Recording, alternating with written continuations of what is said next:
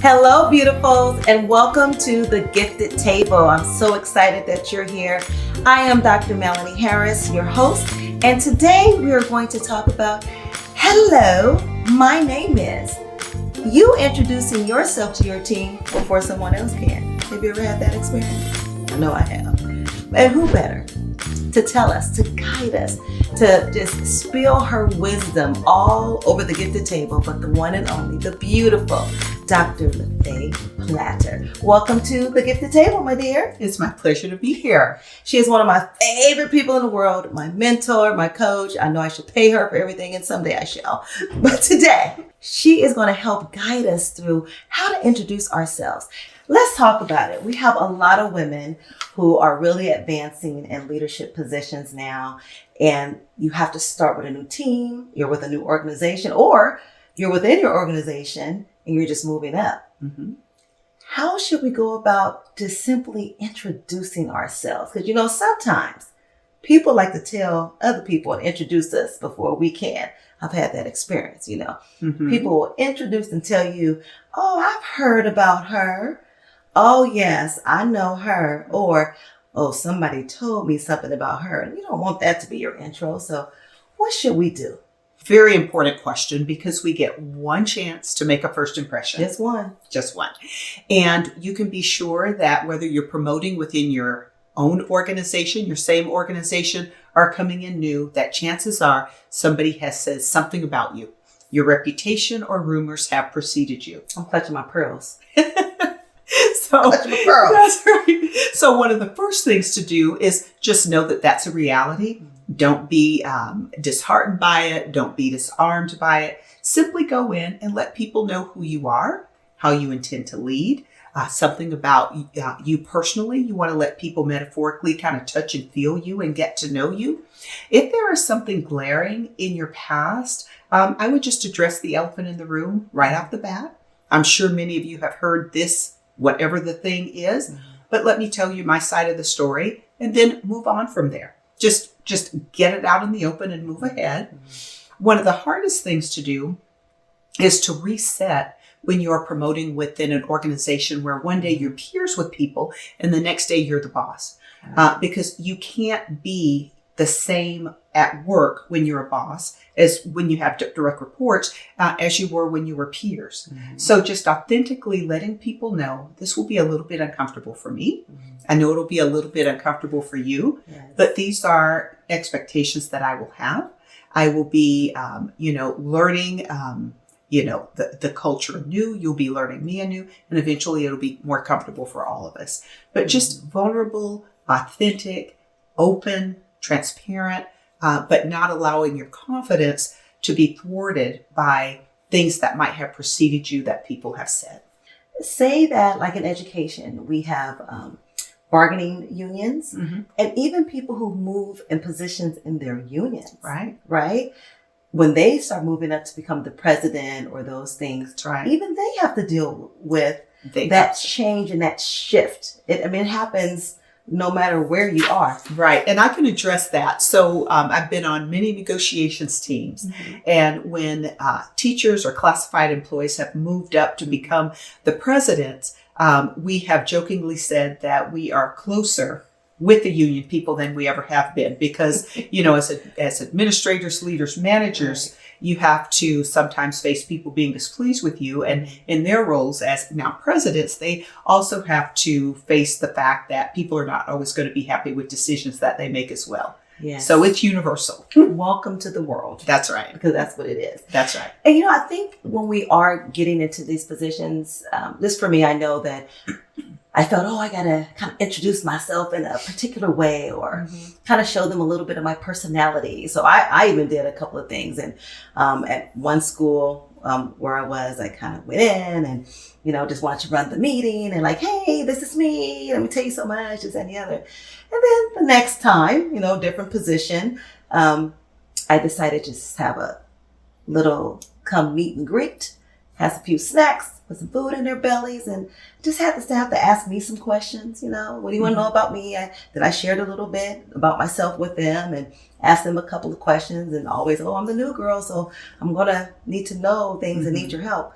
And then one time I put together a little presentation so they could know my journey to how I got here and about my family and some of my hobbies and just some future goals I had outside the position.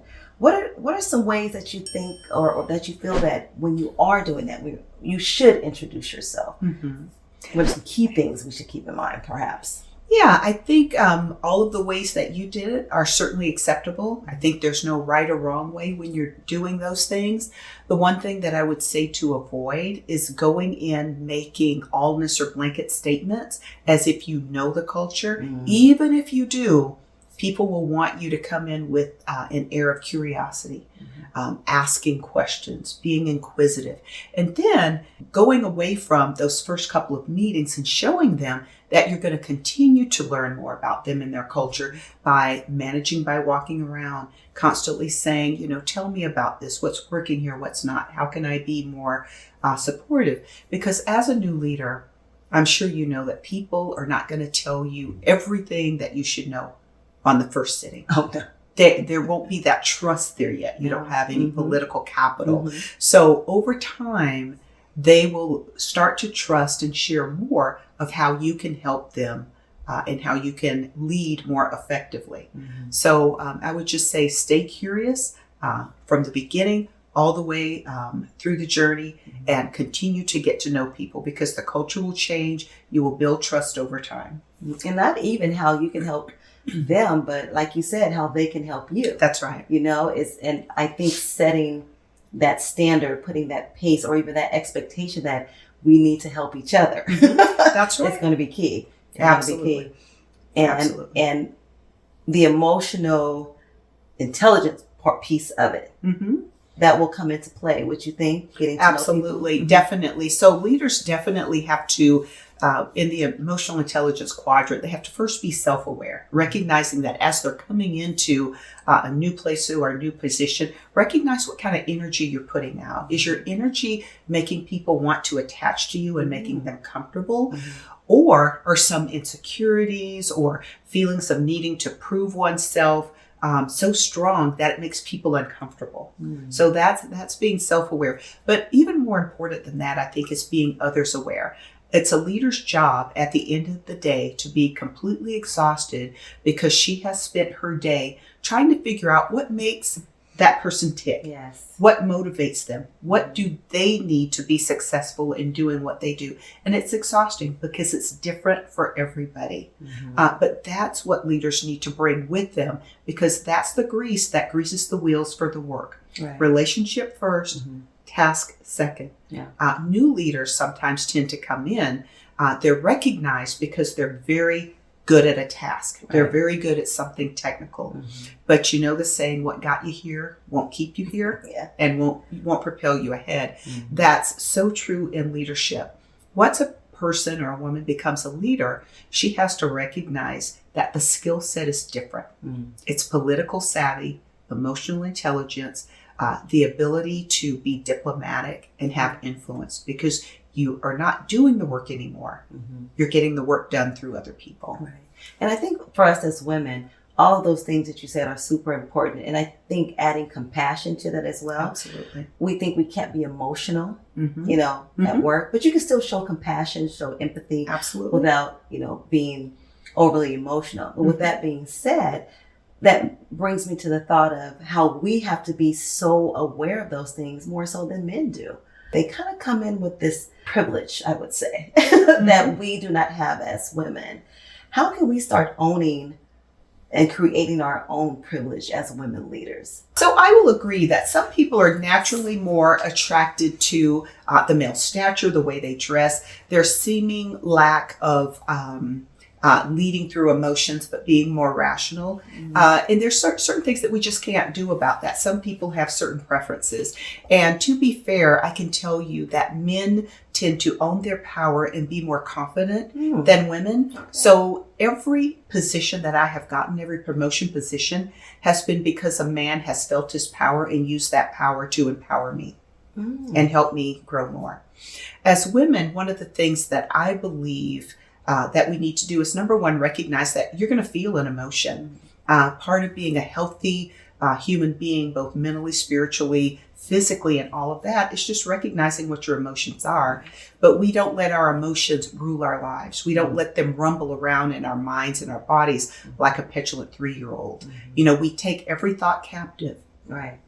That's true. And we do what we're supposed to do despite that emotion. So as women, we have to understand that. I know some women who have allowed their lack of control over their emotions to cause them to have a lack of compassion, to have a lack of curiosity, because they're completely focused on their emotions. As women, if that's an issue, I would say get that under control. Right. And by getting it under control, again, I want to emphasize, that doesn't mean deny that you feel what you feel. There, for another segment, there are appropriate ways to feel with both positive and negative emotions. So. You heard it here, people. She's coming back. But go ahead. Okay. And then I think you talked about how can women step into their power more, or something along those lines. When I believe it was Stephen Covey in one of his books, probably The 7 Habits of Highly Effective People, he talked about you can't give away something. You don't want to share something that you don't really feel like you fully possess yet.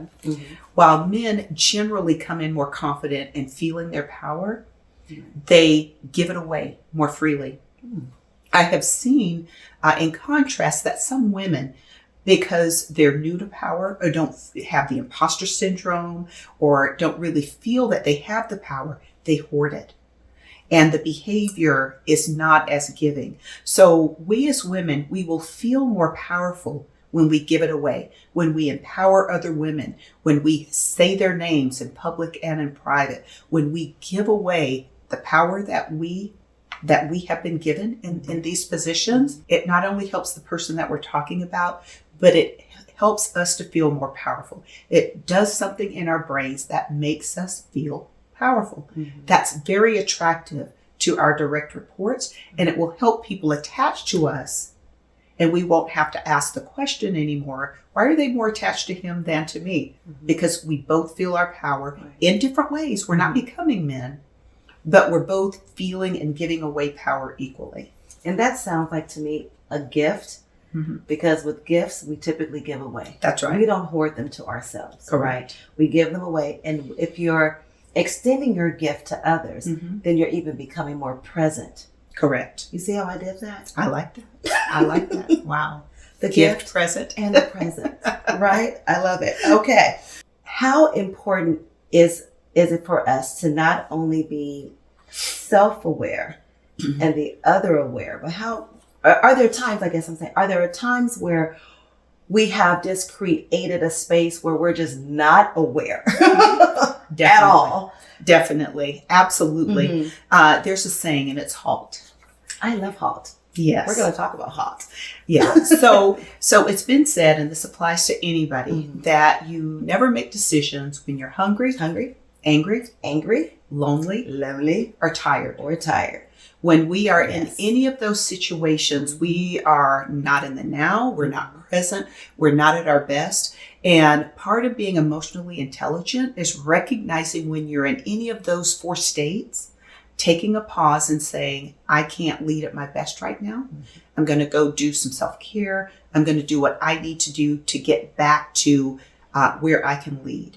And sometimes that means that you have to take a day and go to the spa and rest. For me, when I was working full time on the weekends, my release was exercise, and it had to be long and it had to be hard and it had to just really wear me out because my body needed that release. And I had to just kind of take away my mind from the work. And I could only do that through intense physical exercise. I had to make sure that I cut down on caffeine, that I cut down on sugar or eliminated it, that I was putting good, healthy food into my body and drinking enough water.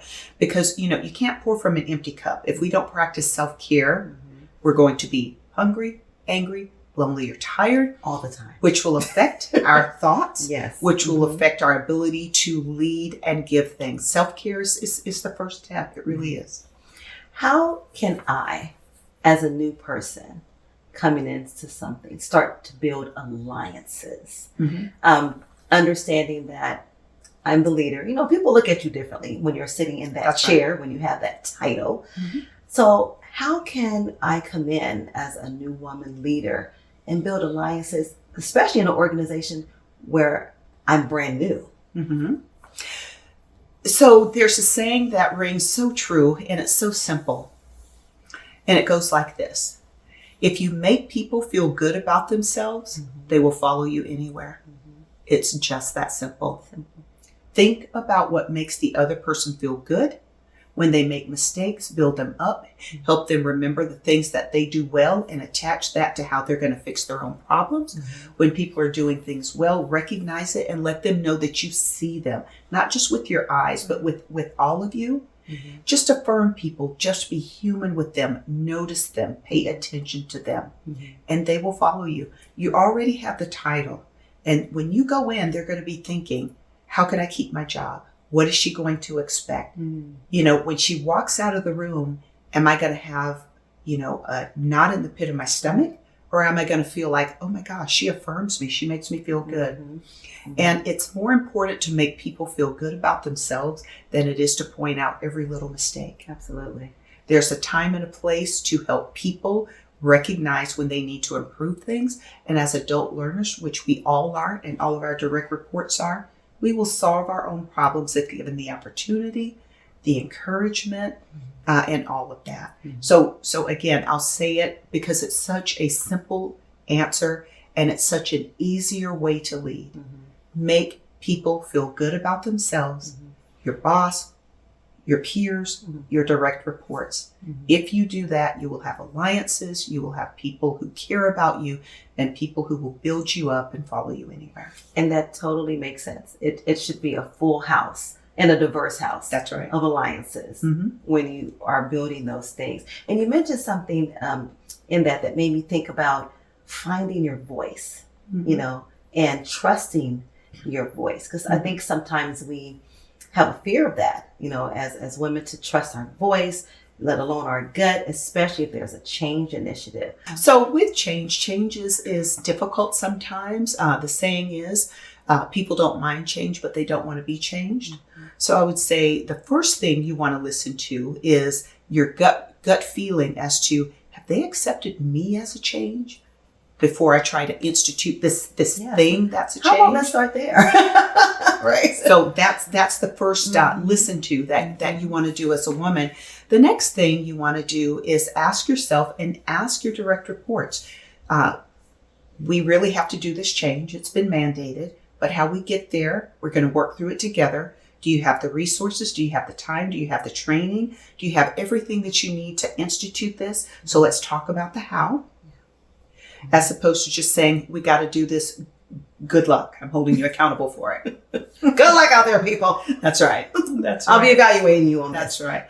And finding your voice is also important. If it's been dictated to you that a change will be instituted, women leaders need to find their voice in talking to their bosses and saying, I would love to institute this. However, my staff doesn't have the resources that it needs to do this. So help me in that way. Or my staff needs this amount of professional development to institute that change. So that voice, that advocacy voice for the people who work for you is very important as a female leader. And I have to say that typically men have more confidence in having that voice with their bosses than women sometimes do. Because I've seen women sometimes just go, oh my gosh, I can't say anything. They'll think I can't handle the job. Right. But part of being a leader is helping your bosses see what you see. And they will appreciate it, because not only does it help you gain political capital, it helps them gain political capital as well.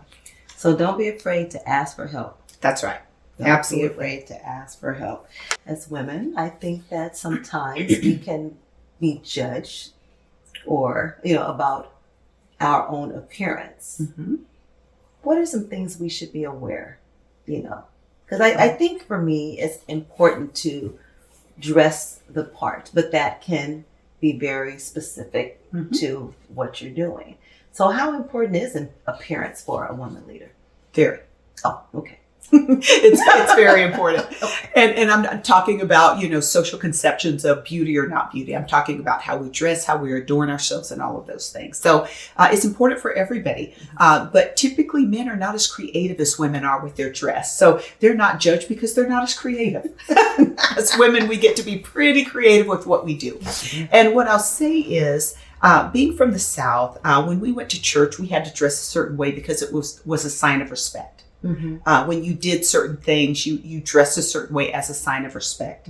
I'm in California, which is a very different state and a very different place. And if I were working in an artist colony, anything would go. If I'm working in IT, wearing khakis and a t-shirt is appropriate. And if I'm working in the executive suite, I'm expected to wear a suit or something very professional along those lines. Generally, I can't say that there is just a code of what's right or wrong, but I'll say that be aware, be self-aware and others aware, and recognize that if anything that you're wearing or doing in your dress is detracting from who you are as a leader, don't do it. Don't let it be about what you're wearing or anything like that. Let it be about your leadership style. At the same time, you do have to be yourself. Right. You want to let your flair show. You want to let your originality and your style show.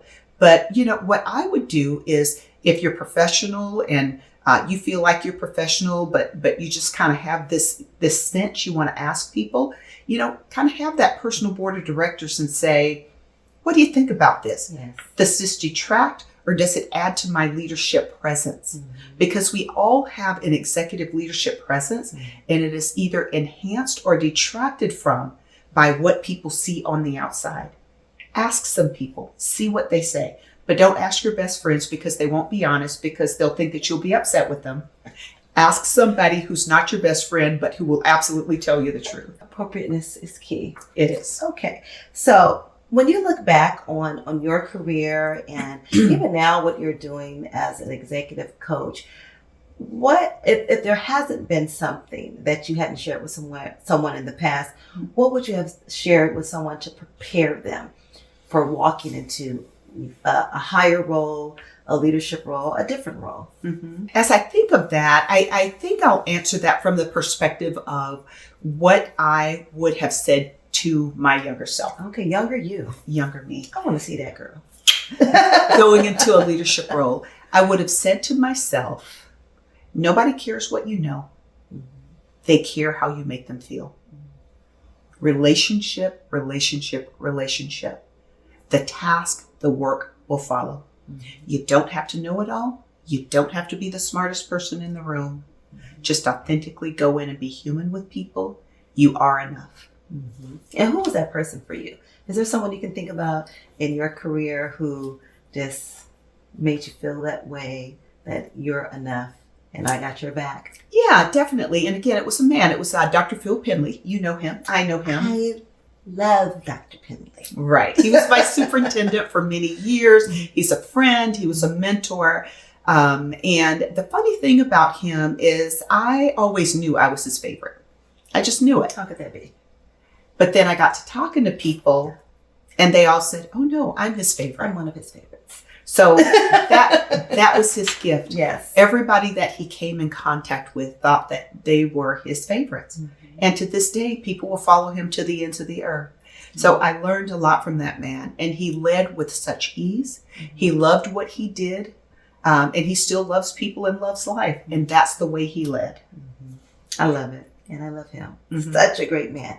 So looking ahead, businesses, industries, they're starting to grow. We're starting to see some retirements in, in different professional areas. So as women are growing more professionally, those learners, they're developing themselves as leaders.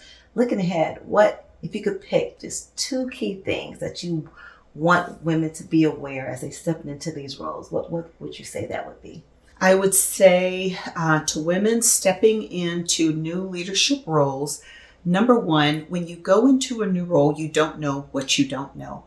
So network, talk to people, ask questions, stay curious about how you are presenting and how you're growing, and make it a lifelong journey. Make it fun, because, we're only on this earth for a short time. And if it's not fun, what's it worth? So stay curious, keep it fun would be one thing. The second thing I would say is, if you make people feel good about themselves, they'll follow you anywhere. Just, so you can probably tell them I'm a bit relational and think that's probably the most important thing. And that's why she's one of my faves. She's totally relational. And she's told us today about being curious, listening to others, learning the culture, all relational. And that's how you're going to keep those alliances and build your board of directors and your own board members. Thank you so much for being here, Dr. Platter. You told them already you're coming back, so I'm looking forward to the next time that you're here. But so glad you are all here as well at the gifted table. Be sure to subscribe if you're not already a subscriber, and make sure you like this. Click below. Get that thumbs up, because she has given us several wisdom pieces. She's put her gifts out there and she shared them with you. And don't forget, share this with someone else. Until next time, stay grounded, innovative, fierce, transparent every day. In other words, stay gifted. We'll see you next time. Bye for